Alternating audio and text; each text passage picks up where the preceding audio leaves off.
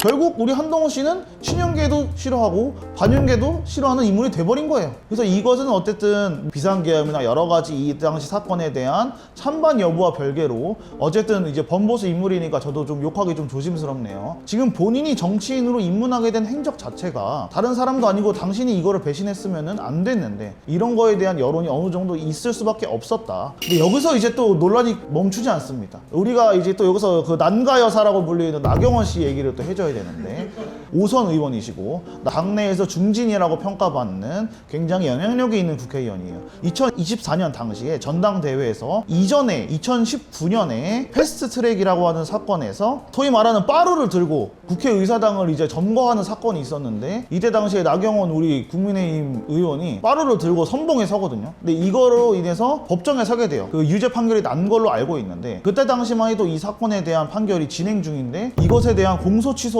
너가 법무부에 부탁하지 않았냐. 현직 검사만이 알 수 있는 내부 소스를 전 국민들이 보는 전당대회에서 터뜨려 버린 거죠. 다른 국회의원들이 이걸 보면서 같은 국민의힘 같은 당인데 이 당 내에서 너가 지금 이 내부 소스를 터뜨리는 게 맞냐 비난을 사게 되면서 나경원 뿐만이 아니라 나경원에 대한 어느 정도 옹호 여론이 있는 주요 유권자들이나 다른 정치인들한테 야 얘는 팀킬도 서슴없이 하는구나 이런 인상을 남기게 된 겁니다. 반드시 돌아온다고 이제 어떻게 보면은 당선이 되고 나서 계속 이제 국민의힘 의원들을 만나거나 굉장히 활발한 행보를 보이고 있기 때문에 참고로 스타크래프트는 우리 10대, 20대 시청자들은 잘 모를 수도 있는데 30대쯤 되면은 이게 또 민속놀이 중에 하나거든요. 굉장히 유명한 유즈맵 중에 하나입니다. 네, 8명이서 정원인 스타크래프트 게임에서 다수의 적군을 두고 7명이 입구를 막는 이 입구 막기 게임이 이제 시작이 된 거죠.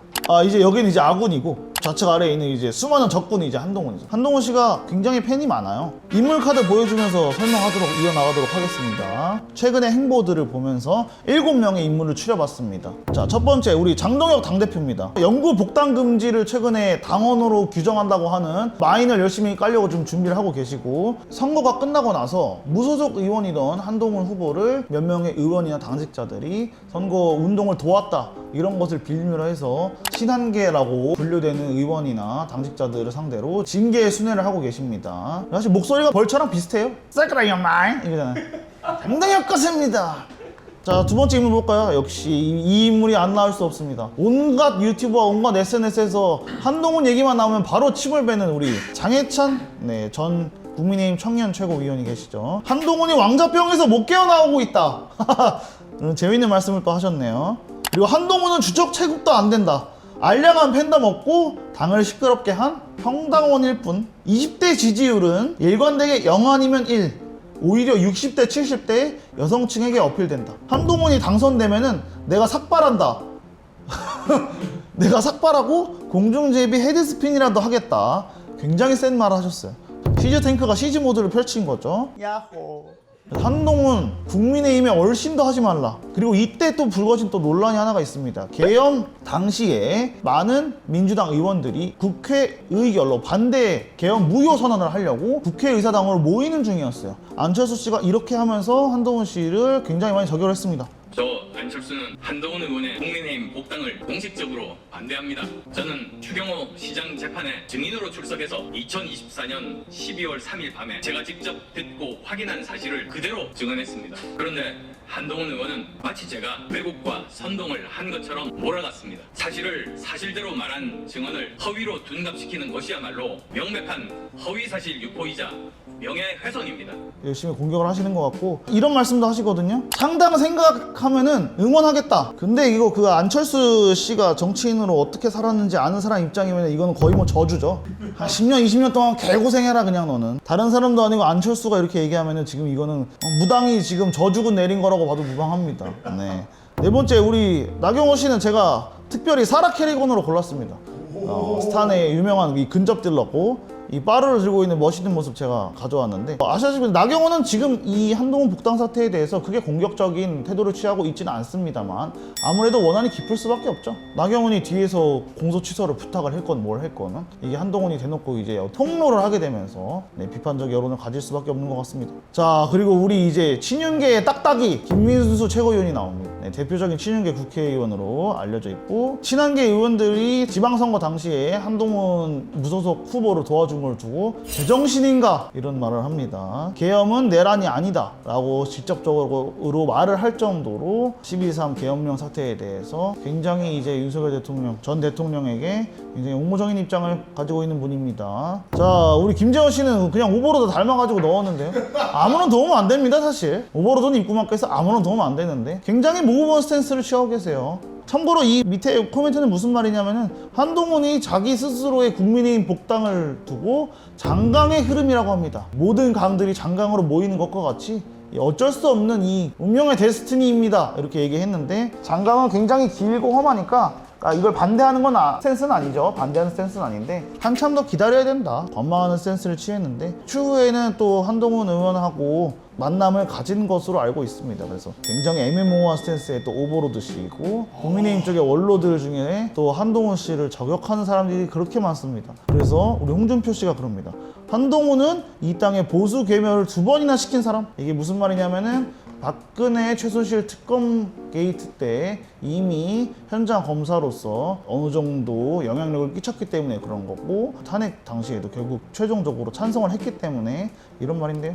한동훈이는 내가 그 이야기도 했는데 걔는 아직도 검사일 뿐입니다. 살라고 몸부림친 거고. 아, 이거 볼까요? 참고로 그 한동훈의 한가발 별명을 만들어준 사람이 또 홍준표 씨거든요. 그래요? 네. 한동훈 후보님한테 내가 물으려고 하는 거는 편하게 답변해 주시기. 제가 잘 듣습니다. 오늘 오기 전에 우리 청년의 꿈 안에서 꼭 가거든 이거는 좀 질문해 보라고 해서 몇 가지만 질문을 하겠습니다. 우선 키도 크신데 뭐 하려고 키를 크고 있습니까? 그다음에 뭐 생머리냐, 뭐 보정 속옷을 입었느냐 이 질문도 내가 유치해서 안 하겠습니다. 유치하시네.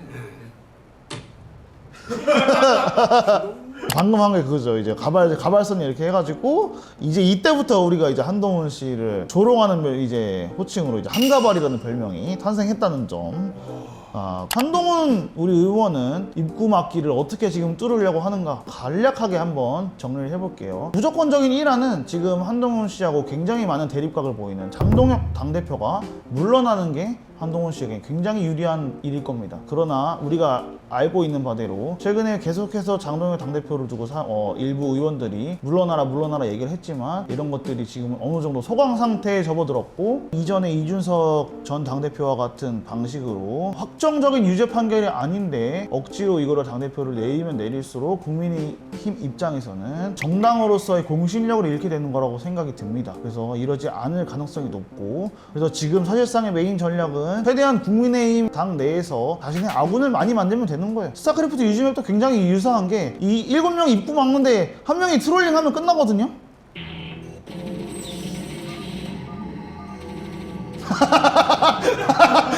이렇게 하면 이 입구 막기가 또 쉬워지기 때문에 그래서 사실 한동훈 의원 입장에서는 어느 정도 국민의힘 당 내에서 그동안 본인의 행적상 당연히 적들이 많았을 수밖에 없어요. 이런 여러 가지 의원이나 당직자들하고 친하게 친분을 유지하면서 가는 게 좋겠죠. 그래서 실제 지금 포착된 정황입니다. 옛 친윤계의 대표적인 정치인 중 하나인 김기현이 회장으로 있는 미래혁신포럼 국민의힘 주요 의원들이 있는 연구 모임에서 복당 몸풀기라고 평가받을 정도로 여기 자리에 참석해가지고 굉장히 좋은 말씀들 많이 나눴다고 하고 인터뷰도 했는데 국민의힘 의원들과 나는 웃으면서 악수했다. 우리 사실 친해 이거죠. 우리 싸우지 않았어. 이런 느낌으로 얘기 많이 했다고 하고 그래서 지금 현재는 부산 북구 갑의 의원이기 때문에 보수 재건 중심지로 부산을 삼겠다. 이렇게 하면서 국회의원들을 또는 그쪽의 정치인들하고 어느 정도 친분을 가져가지고 이 지역을 기반으로 해서 본인만의 당파를 세우는 것도 어느 정도 합리적인 방법으로 보여집니다. 야호.